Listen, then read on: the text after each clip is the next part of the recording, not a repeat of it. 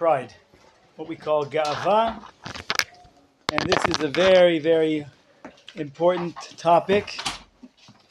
And unfortunately, many of us, these are things that Messilat Yesharim is all things that we need to work on, that are very common, that we're not aware of, and we need to be aware of. It's very important. So today we're going to talk about pride. Okay, so let's start with the words of the Ramchal. If you need to know where we are, give me your book and I'll show you. So here we go. What page? Show me the book. I'll tell you where you got it. 79. Yeah. Now the Messilat Yesharim is like a workout. It's a spiritual workout. It's a workout on the character. So as you go into the workout, it gets harder. Now we're at the heavy lifting. Pride, ga'ava, is a challenge, a major challenge.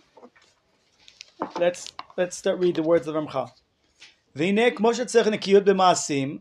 Everything we've learned until now was nekiyut, was being aware of things that we may be, blinded by.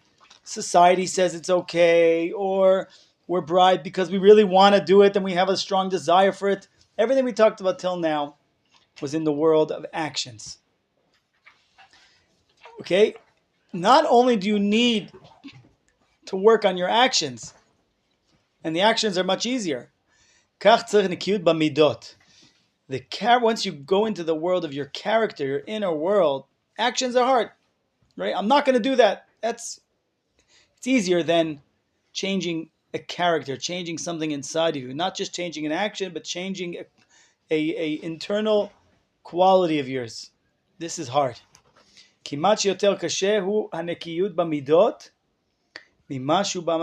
harder. Right? You have much more control over your actions than you do in your character, in your personality. Changing your personality is, according to the Gaon of Vilna, it's easier to learn the whole entire Shulchan Aruch than to change one character. This is a big job. This takes work. This takes effort. I have a dream one day to make some kind of app that helps people do this. I've been dreaming about it for years, but maybe one day it will happen. And I have a whole plan how to do it, but let's see what happens. But anyway, that's the reason why we're in the world. That's what the Gaon of Vilna says. The whole purpose of us being in this world is to be able to change the character, which is the opposite of the other philosophy. Other philosophies out there say, accept yourself the way you are. Some people even call themselves human animals. We're human animals. An animal is born, and what it does, it's going to do for the rest of its life. And this brings us into a little bit of an understanding, or a little bit of an introduction that I wanted to give to this class, is that you have these two philosophies out there. You have the philosophy of Bilam, and as opposition to that, you have Moshe Rabbeinu, Avram Avinu.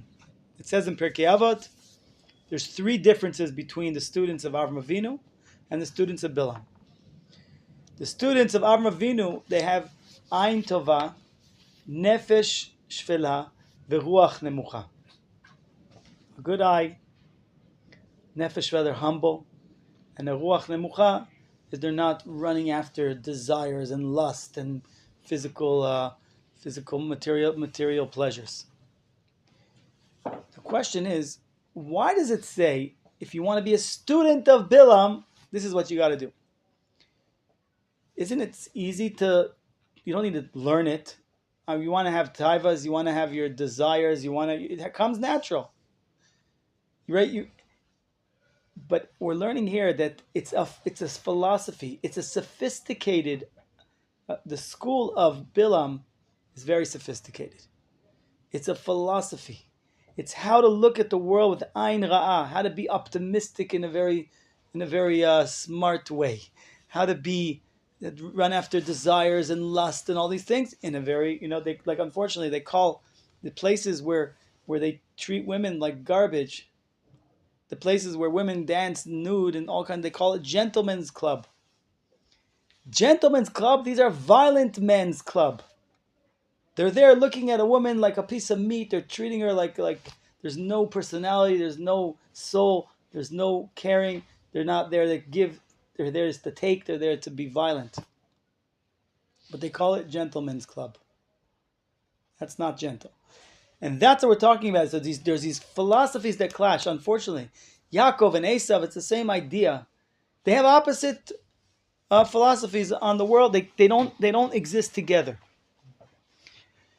So things we're going to learn about now, we're learning about pride.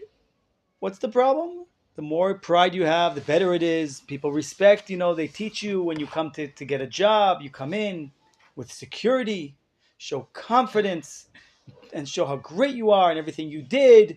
When you come to get a job from the school of Yaakov, of Avram Avinu, you come in with humility and you say, look, I've had success in this field, I've studied it, but I'm only, the industry is changing all the time. And just because I've had success till now doesn't mean I'll continue to have success. Right? What happens if you come to a job and you say, with confidence, I'm amazing, this is what I did, this is what I could do for you. That, the next day, when you started your first day at work, you failed. Because if you start work and you say, I'd like to go to a course to get, develop and get better and get better in this field. What are you talking about? You're the king. You know everything inside out. You're the master. You know everything. We're not wasting time for you to go and do a course. You already know everything. But when it's Yaakov, when it's this place of humility, of being humble, not being full of pride, we're going to go in depth. But let's get started. So we said we're going into a whole group of what we call midot, character.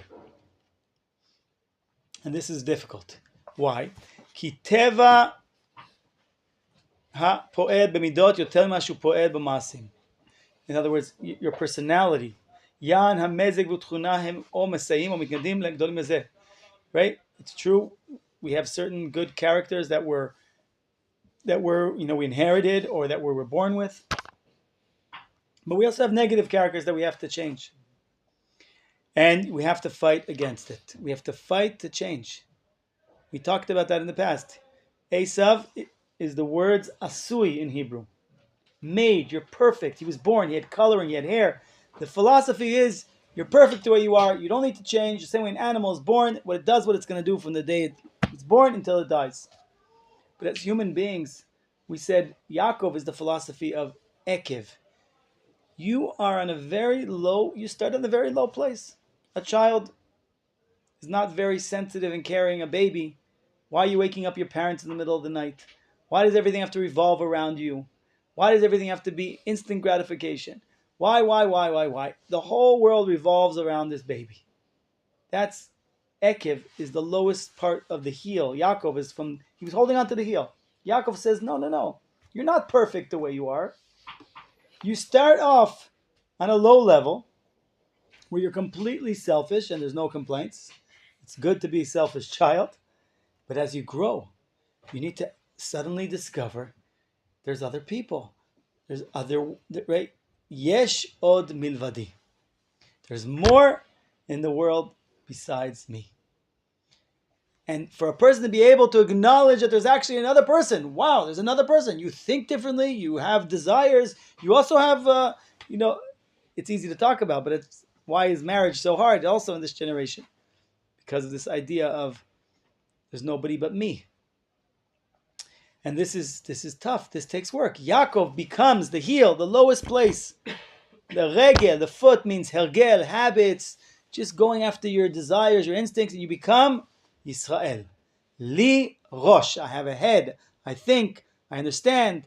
I look into it. I understand. I see other people. I'm sensitive. All these things come from when did Yaakov get this name? When he fought with the angel. Through the struggle. Not accepting yourself the way you are. Seeing the good that you have. And conquering new worlds of new qualities. And kol milchama shi neged netiyat hateva milchama chazaka hi, any battle that we're going against a natural desire, I'll explain that in a minute. Netiyat teva, a natural desire, is a very big battle. It's very hard. And that's what it says. Ezo agibor kaveshet yitzro. What are we talking about? We spoke about this in the beginning of the characters of Nekiyut. A person needs to eat. You don't eat, you're going to die. So I have to work.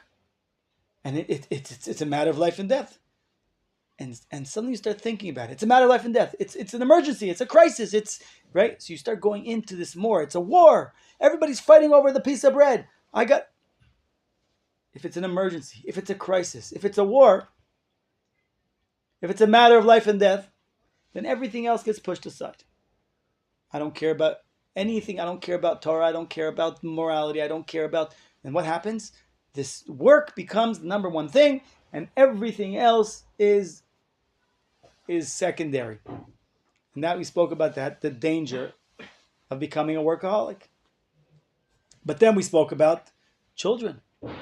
This desire to bring children into the world, to be able to be eternal, to be able to reproduce, to bring life into the world.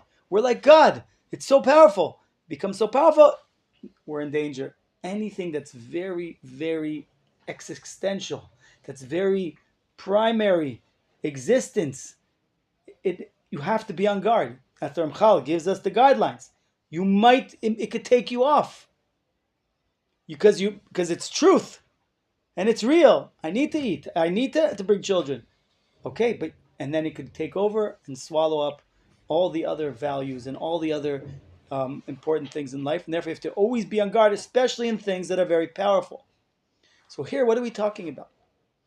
We're talking about you need to exist. You have a desire that I'm a human being and I'm here. I don't want to be erased. I don't want to be trampled. I don't want to be right, and therefore it's a natural, powerful need that we have, a desire that I exist. Self-preservation, but the danger is that it takes overboard. And what does that mean? Only I exist. There's a difference between I exist, but you also exist. But Gaiva is only I exist. And there's many different levels. And the Ramchal is going to give us a breakdown of everything. And that's what it means. You need to conquer that desire for self-preservation, for self-existence. This is very important, but it's dangerous. And there's lots of different characters, as we do many things in the world. But therefore, right?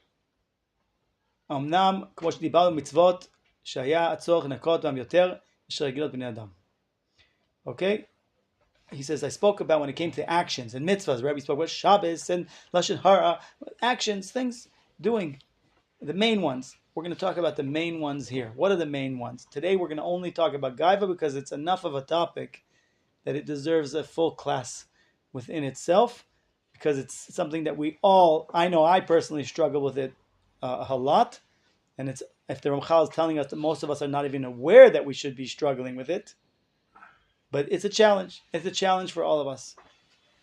We're going to talk about the main midot. What are they? Okay? We can't talk about everything, so let's focus on the main ones. Gaiva, anger, jealousy, and taiva. Those 4 ones. Kol ele midot raot asher atam nikeret u'mfarsan. Everybody knows, it's famous, you know that this is a negative thing. Unless you're from the school of Bilam, where there, all these things are wonderful. But we're saying no.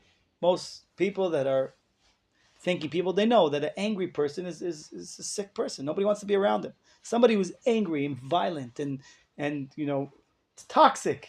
It's like it's so unpleasant to be near somebody in the presence of an angry person. So people know. So let's talk about the ones that people know. People know, but why do they still fall into it? And he says, I don't give you facts, right? It's known. Ra'ot be'atzman, ra'ot betod. It's bad within itself. It's bad with the outcomes of being next to these people who are angry and jealous and gaiva and taiva. Okay? Kulam chutz mishurat hasechel ve'achochma. Everyone understands that it's right. It makes sense not to be an angry person, not to be a jealous person. It makes sense. So let's talk about these things. But we still need to understand what it's all about.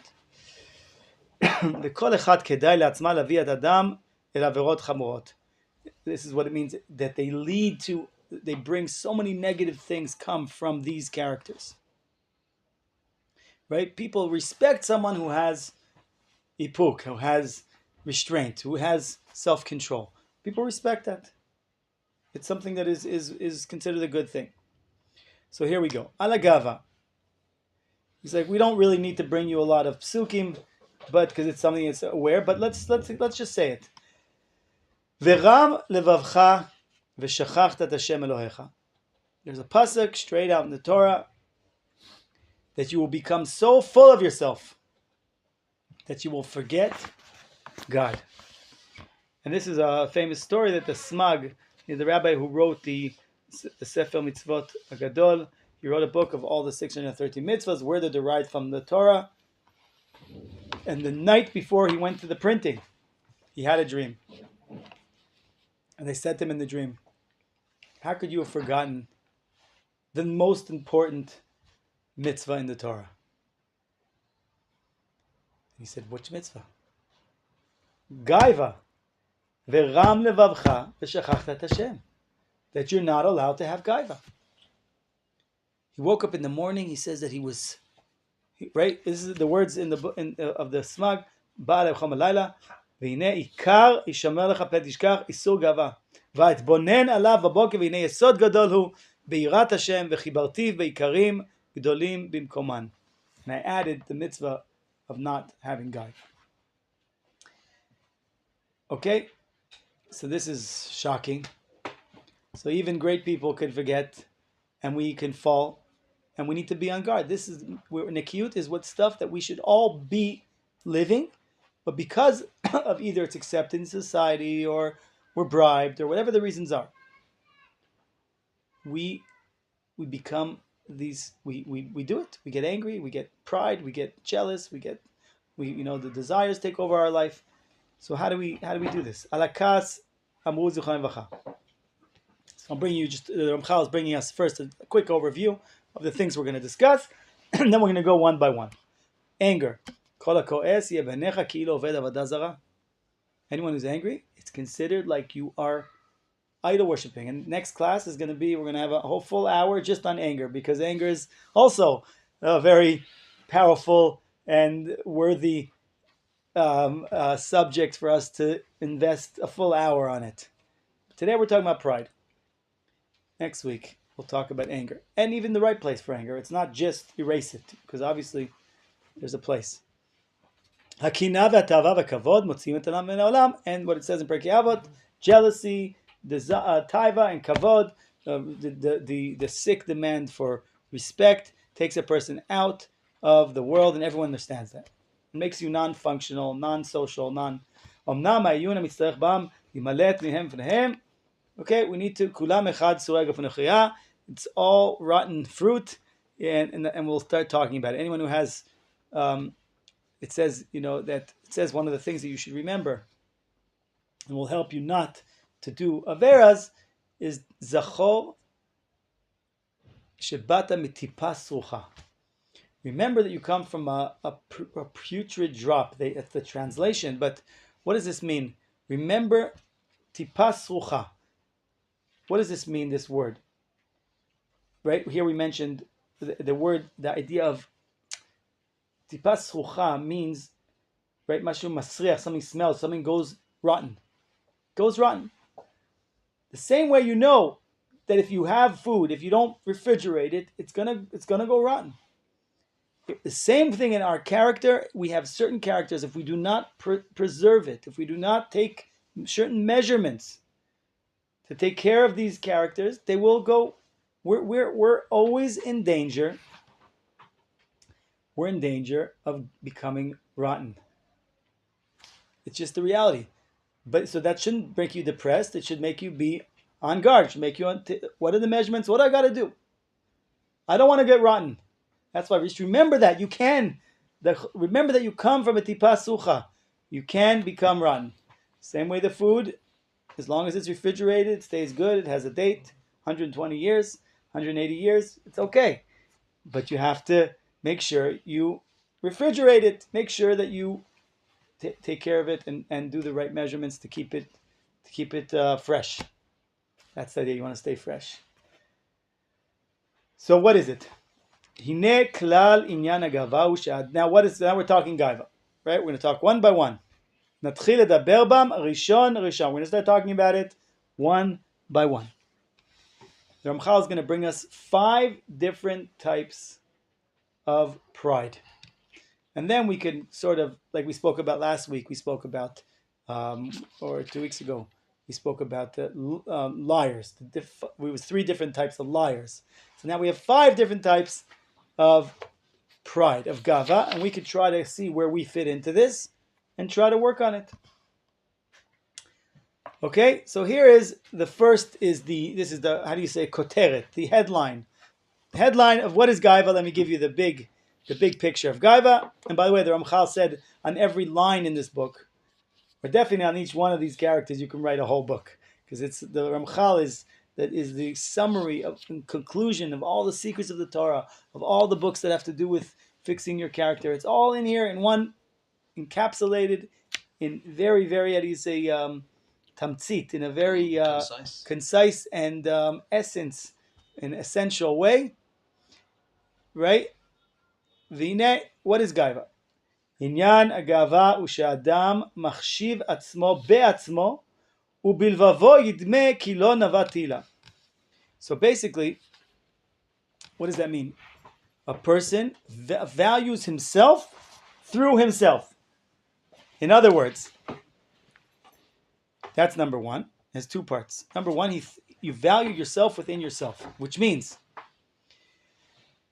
in Hebrew, you could say, right, the same word, akol mimeno, or akol mimenu. Everything is from him, or everything is from me. It's the same word. But where is the dot? If it's above, then everything is from above. If it's inside, so it's all from me. We know the story of Yosef. Yosef very much wanted to get out of prison. 12 years in prison was very hard. In a dungeon with the lowlifes. Who's in prison? The lowlifes. He very much wanted to go out. He even got punished because he did the wrong type of hishtadlut, the wrong type of effort to get out. And he got punished 2 more years. He should have been out after 10 years, but he got 2 more years. He really wanted to get out. And now is his opportunity of his lifetime. He's standing before Paro. And Paro asks him a simple question. And Paro, we know, is an angry, sick man. A fly goes into his cup. He throws his minister of drinks into prison. He's eating bread. Happens to find a stone. It happens. Kills the minister of the cooks. Sarah. He's a crazy man. And you're coming to this crazy man who hasn't slept in 3 nights because he's having a bad nightmare. When he asks you a question, I understand that you know how to interpret dreams. You have 2 possible answers. Yes or no. You can't play games. Biladai, Elohim, Yanet, Shlom Paro. No, I don't really answer dreams. Hashem answers dreams. Off with his head. What is Yosef doing? What I'm telling you now is from Rav Elisha Vishlitsky Zecher Tzaddik V'cha. What is Yosef doing? This is your chance. Say yes, say no. You're talking to a madman. Anger. Next week we'll talk about anger. Paro is like the symbol of anger. What are you doing? Yosef says, maybe you don't understand. I'm in this world for one reason. To teach the world that Hashem is the one who is in this world to bring Hashem's message to the world. If I get killed, I'm willing to die to give over this lesson. If I was killed because I said, Paro, I don't answer dreams. What does Rashi say? Hi, biladai. No, I don't answer dreams. Ha Elohim yaneh et shelo Paro. Rashi says, Yiten aniya befi leparo. I'm not saying I don't exist. Hashem answers the dream, but it comes through me. It comes through me. I have a job. I have a role to play, but it's not me. It's like if I come and someone gives me $10 million, says go give it to that organization. Here you go. Would I get all excited and full of myself and jumping up and down? I'm the greatest person that ever lived. You have to thank the person that did it. They're not going to put my name on the building. Put the name of the person that gave the money. That's the ultimate way we have to look at everything in life. We are the messenger. Yosef says, I am not the one answering your dream. Hashem will give me the answer. He will work through me, but it will not be me. You want to kill me for teaching that? Kill me. I did my life's mission. I taught the message that I had to teach. I was once at a Shabbos meal with some very big billionaires, and I'm a fundraiser. And at the meal, this woman, big philanthropist, said to me, tell me, how are you able to look at us as human beings and not money machines? I said, I want you to know that's the number one challenge that I have. I work on it so much. Before I walk into your house, I stop and I pray. And I say, Hashem, please let me remember that you are the source of all goodness and kindness in the world, that you give every person what they need to get. Hazan et haolam kulo b'tuvo. But you work through people. And let me remember this, to know that it's not them that is giving the money to me or to the organization that I'm representing, but it's just working through them. And if it's not them, it'll be somebody else. And I just have to love them unconditionally, at the way I have to love every Jew. You're regular people. Hashem gave you a big job to be their how do you say, gizbar, their treasurers. So Hashem really, I give you extra respect because you have an important job. But you have a challenge that's beyond belief. Are you really doing it correctly? And I just see you as a person. This is hard work, but it's not you. This is very hard. This takes a lot of work. Now, it's very interesting. What we're learning here about Gaiva, it's in the Torah, a pasuk, you're not allowed to be full of Gaiva. Being anav, being humble, is the last levels of Messilat Yesharim. That's only individuals, they reach this level to be humility. Anav is a whole other world. You have to not be full of pride. You don't have to be a humble person. That's something that you should work towards. You should be connected to people like that. Moshe Rabbeinu, I was learning, Moshe Rabbeinu was so humble. Why was it says Vayitchanan el Hashem ba'etahi? Why did Moshe Rabbeinu start begging God to let him into Israel? God already told him no. I heard a beautiful perush. The reason why Moshe Rabbeinu started begging to go into Israel was because he was told, you are no longer the leader. Now Yeshua is the leader. So Moshe Rabbeinu says, okay, God, great, let me come into Israel like a simple person. No job, no, how do you say, I'm in pension, I'm like no position, no kavod, nothing. Moshe Rabbeinu had such humility.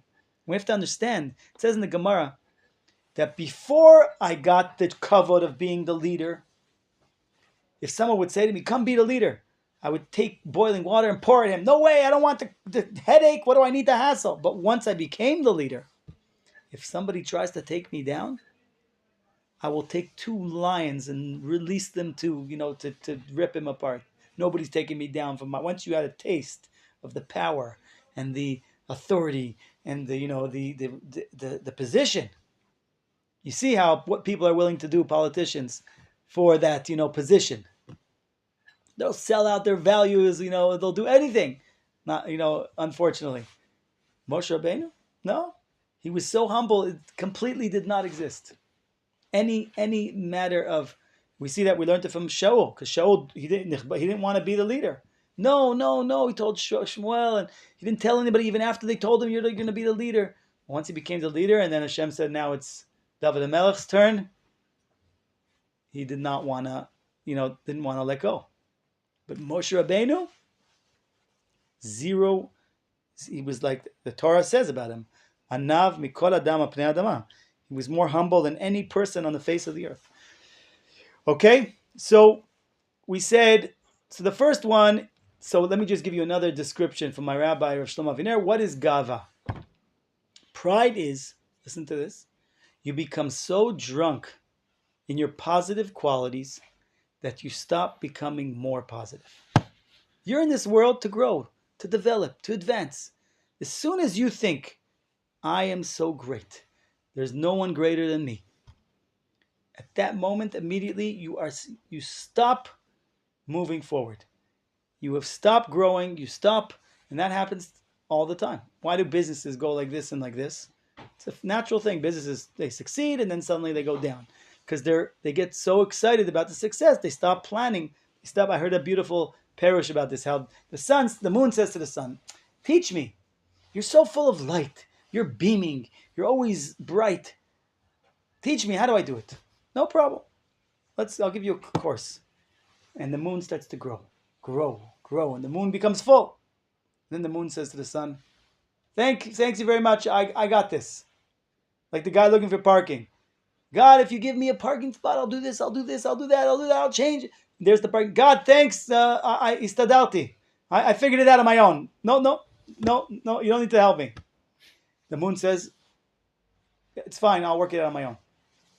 And then it starts going down and down and down and down. When you're not in this process of growth and learning. I heard this from Rabbi Yonah Refson, a good friend of mine. So you have to be constantly in this humility, in the place of learning. That's why, like, the opposite of gaiva is to be in a place of creating and learning and growing and really, in a state of movement. So now we're going to talk about, so we said the body lives through food. How does the nefesh, the spiritual part of us, how does it get, what's the food? The food is feeling good, is right, feeling a good feeling. I feel satisfied in the good things I do in my life. These are wonderful things. I have a simcha shel mitzvah. I feel joy that I'm involved in mitzvah. But there's people who feed that same need from a negative place. Like we said, you could be strong from working out every day, and you can get muscles and you can be healthy, or you can be strong from taking steroids. This is the danger, and it's a fine line when it comes to pride. It says in the Torah, "Ve'amarta bilvavcha, kochi ve'otzem yadi asali tachai lezeh."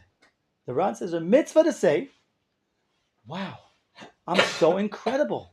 Wow, I have so many talents. I'm so amazing.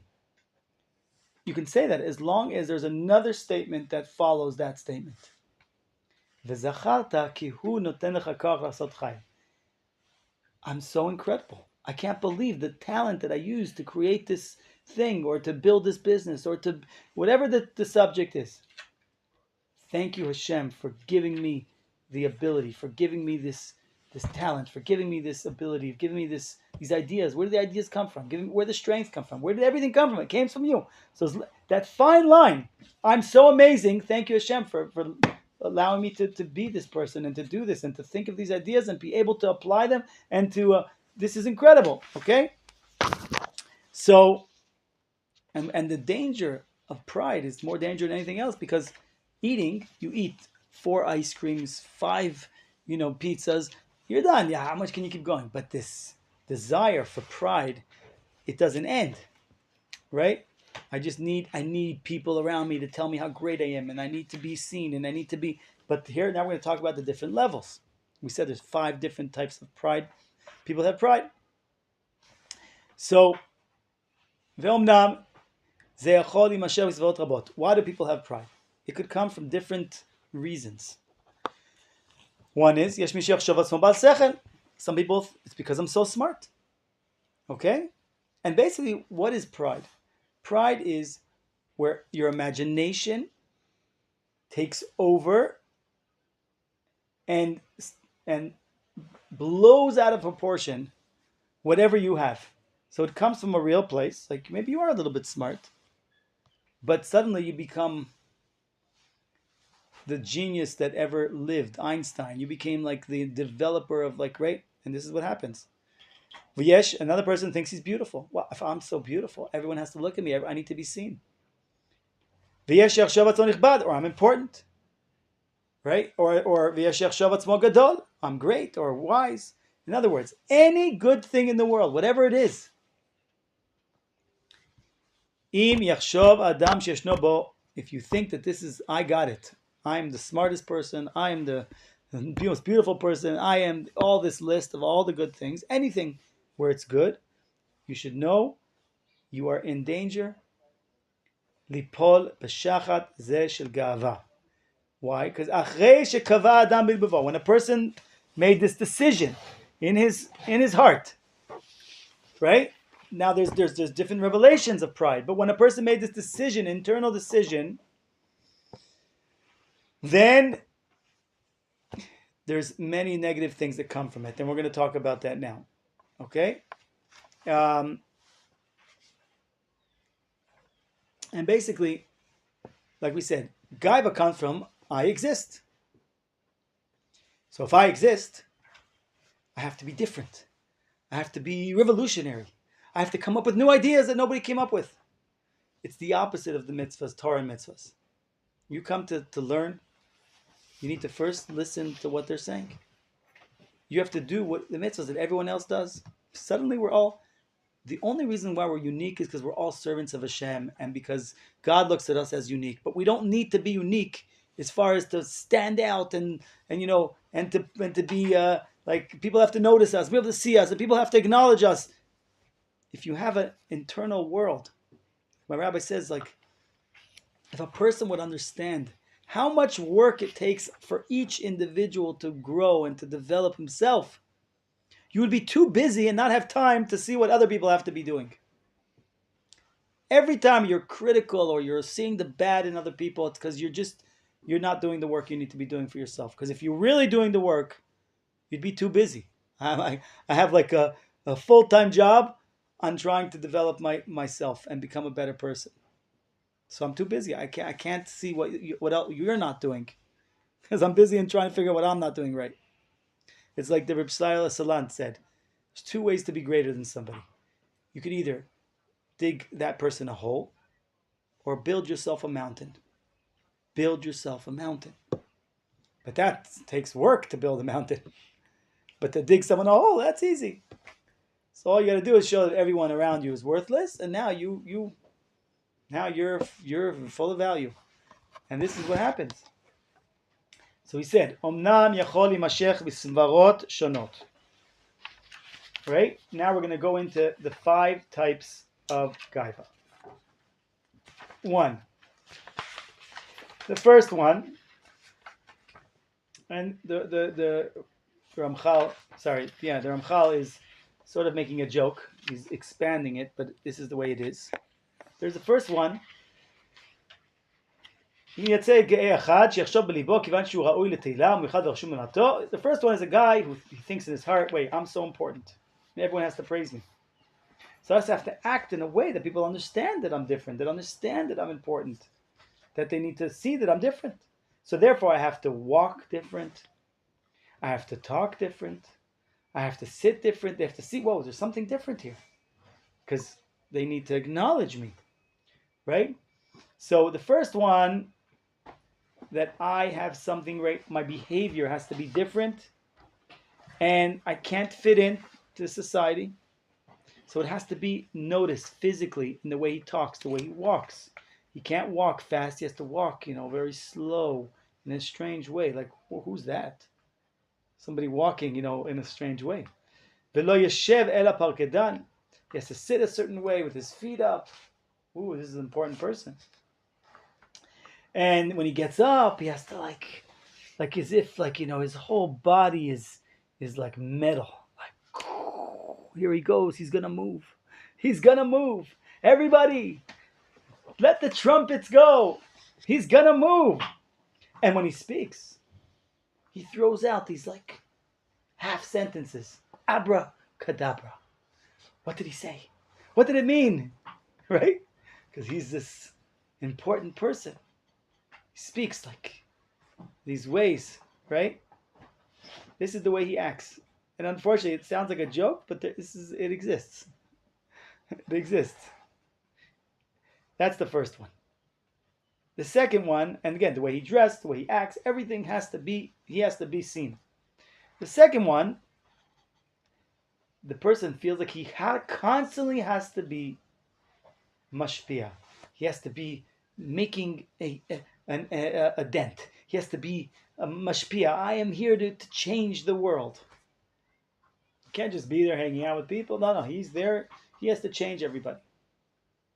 It's amazing for me as being the yeshiva in many years. It's incredible seeing students come. In the beginning, they come and they're so rude. The way they talk. There was once a student I remember sitting in class in front of the rabbi, eating cornflakes.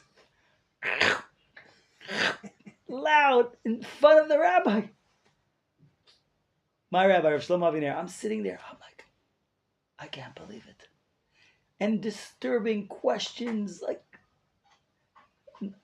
like completely unbelievable. A student starts out. He starts out. My rabbi had such humility. 3 days later, he gives a class. Are you allowed to eat food while you're learning in the shir? Right? Like 3 days later.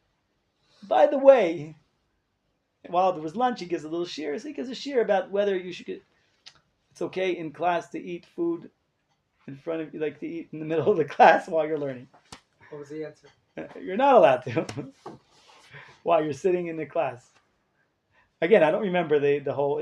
He brings all the different halachic opinions. It's like this rabbi says this rabbi says that. It's a whole class, like an hour class on can you eat while you're sitting in shir. And by the way, this student that I'm thinking about, that he was, I remember, so rude. And then I saw a few years later, he became so refined, so sensitive, and it was unbelievable. You see the transformation, especially people that come to yeshiva. They come to grow, they come to change. And when you see it, the young student, when he first started, and you see a few years later where the person became and how refined, it's incredible to see. So, right, the second one, you would say, now this guy, when he's around, he has to be shaking everything up. The world has to shake. The ground must shake when he's around. Right? Nothing can happen without him being involved in it. It's the second type of gaiva. Right? Again, it's the opposite of the one we spoke about before. Right? Because the one before, in other words, because he's so different, he has to he's on a different. He doesn't walk like everybody walks. He doesn't talk like everybody talks. He doesn't sit like everybody sits. This guy has to sit on everybody and tell them exactly what to do and be right involved with everybody because he's there to change the world. I've seen this a lot. It's amazing to see people who go through this transformation. They know everything. And then suddenly they start learning and they work on themselves and they become these wonderful people that you love to be around. So this is it. Everyone has to know that he is here. He came.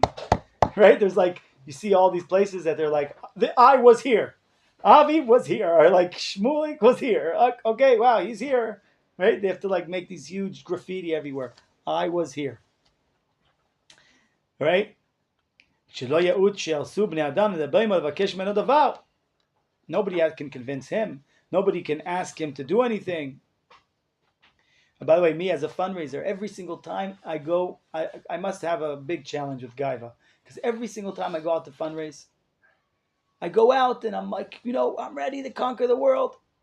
I always have to crash and remember, it's not happening. I'm trying to call no meetings. I can't get, nobody's answering. And then I have to crash and I have to say, okay, Hashem, you're right. It's not me. I'm taking a step back. I'm going to go into Beit Midrash. I'm going to learn a little bit. And you decide what you want. You don't want me to meet people. You don't want to have success. You don't want me to, no problem. You don't owe me anything. I'm now taking a step back. And only then can things start happening. Finally, the gates open. Because as long as it's all you and you think that you're the master of the world, God can't. There's no room for both of us. You're doing this here or back in the abroad States? in the States, also here. It's a very hard job, but so it's the greatest lesson. But even though I'm always, I know it, but we forget and I constantly fall every single time, and then I crash and I go, okay, I got it. Okay, Hashem, it's not me, it's you.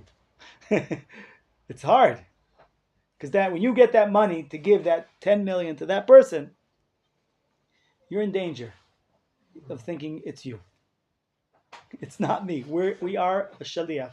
We're just a messenger. And we have to remember that all the time. And again, if it's at one of the end of the characters here of Messilat Yesharim, of being a tzaddik, of doing what we should do, obviously it's hard. This is difficult. And if they come to try to listen, mister, let me tell you something. He starts screaming, excuse me, do you know who you're talking to? I'm the only one that decides what happens in this castle. Right? This is the way it is. Or he'll show like his face angry or whatever it is, right? So that's the second one. The third one, now here's another one. So again, look at the different types of pride. This one, he thinks he's so important that I don't even need anyone to give me respect. I don't even need to notice. I don't need people to notice me. Because that person to acknowledge me, he's a worthless nothing. No, you're the greatest person in the world. But this is right. You're somebody I need to get from you, like acknowledgement.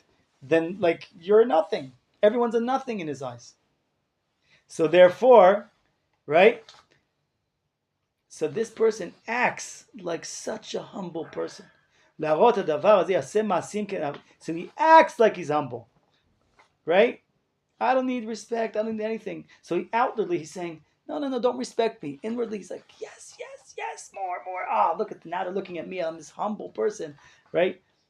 He's going to go way above and beyond to show how humble he is. Right? He does like these like shows of humility. Right? But in his heart, what is he saying? I'm so great. I don't need anybody to tell me, to acknowledge me. I'm so unbelievable. Right? It's another level, a third level of pride. The fourth one. Now this person, this person, not only does he want everyone to say how great he is, right? He also wants them to say how humble he is. Not only is he the greatest of the greatest, he's also the humblest of the humblest. So he has to be acknowledged for being great, and he has to be acknowledged for, right? So he wants to be told, and he wants to be seen as the most humble person in the world. So that's called mitga'eh be'anavato. He's using his humility for pride. It's like it's like using the complete opposite. You have a tool that's supposed to be used for humility, and he's using it for pride, to be used as pride. So what does that person do? He has to make sure that he's always by people that are less than him. So that way he's greater. So he has to always be with people that, so that way he feels like he's like this, like the king of the wolves, right? The king of the wolves. No, it says if you could be you should be the tail of the lions and not the rosh lashualim. If you have a choice to be the head of the wolves or the tail of the lion, be the tail of the lion. This person always has to be the head of the wolves. The low lives, the people that are on lower level, he always puts himself around these people. That way makes him feel that he is so great because he's surrounded by people that are really on a very low level. It's a shuar, it's the little guy, it's the little guy. Yeah, fox. Fox. Yeah, fox. Instead of being a tail of the lion, he wants to be the head of the fox. And he just says, there's no one smart like me, there's no one humble like me, right? So if he shows himself that he is so humble, but unfortunately, to this person that's full of pride, without him knowing, it's like the fire comes out from inside. People notice it. People see it, right? People see it. It's just all a show. It's all he's acting. It's all just an image. It's all a lie. And people see it, and the gaiva keeps popping out. Like, oops, it like happens to like, it sneaks out. You think he's putting on a show. You can't, it's not something you can hide. It's like you have a house, and there's flames in the house. There's little cracks where the flames come out, and people notice that this is a guy that is just a complete joke, and that he's fooling everybody, right? You can't hide it. It comes out. And the last one, the last one is someone that the gaiva is buried in his heart, and he will not let any of his actions show that he's pride, but inside, right? He knows everything. So this is a pride that has no external expression. You don't see anything. Zero. But I'm so smart. Right?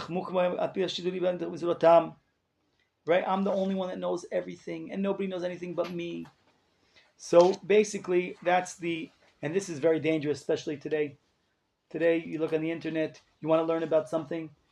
Now you're a quantum physics expert because you asked the internet, you read on Wikipedia what's quantum physics. Oh, and you read psychology. So you're going to tell me, what do you know? You only studied 7 years psychology and you've been doing it for 20 years.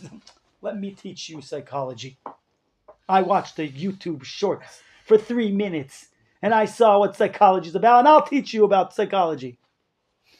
It looks like a joke, but all this stuff exists. And even in us. I wish it was a joke.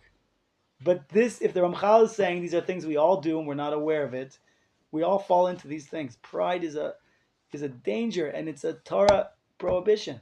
But can it be hidden, like he says here? The last one is completely hidden. It's hidden, but only the guy thinks it's all in his mind. There's nobody wiser than me. I can't even talk to people. I can't even what do I, he does. It's like so hidden. The guy himself might not even be aware of it. That's why it's important when you either go to therapy or have friends, help me. Like the Gaon of Vilna, he paid the Maggid of Duvna to tell me where I need to fix myself and I'm not okay. Through conversations of my experiences, he paid him like a therapist. Okay? So this is it. Basically, again, they don't want to hear what anybody has to say. They're not in the process of learning. They're not listening. They're not, because it's only them. I'm so wise. They don't have to need people to tell them. This is like a very hidden level of pride but they don't learn from anybody. They don't listen to anybody. Because they're perfect. Right? It's like, so it's all here, and basically, so we're ending off here. Next week we'll talk about anger, but the summary is, whether you think you're smart, whether you think you're beautiful, whether you think you're respected, you think you're important and you're big and you're all these things, you need to be on guard, right? Because kaiva is it's being blind. It means that your imagination is working overtime. It means that you need to, the way, and it's very simple. The way to fix it is just be in the state of growth, of movement, of learning, of listening, of advancing yourself. That's humility. I need to learn. I'm only at the beginning. I only just see the reality, because it's imagination that takes off, and therefore, see other people, right? And be listening, listen. So ועוד נדבר בסייעתא דשמיא ואין למידה ענווה אשר מפני קושי גדול שיש בהשגתה ושאתה and we'll talk more about gaiva and the opposite of it, which is anava, when we go at the end of the book, because this is a big topic and we need to obviously learn about it. And therefore, again, also being able to say I made a mistake. You know what I'm saying? Like, that's, if you're perfect, you're never going to make a mistake. You're never going to admit you made a mistake. It's okay, I'm human. I make a mistake. It's just it's imagination. Gaiva is imagination that is inflated self-value that takes over, right? And that's it. So I hope that we can take something from it, work on this character, and next week we'll talk about anger, which is also a huge one. Huge one. But let's think about it for the next week. Just internalize gava and try to work on that. Thank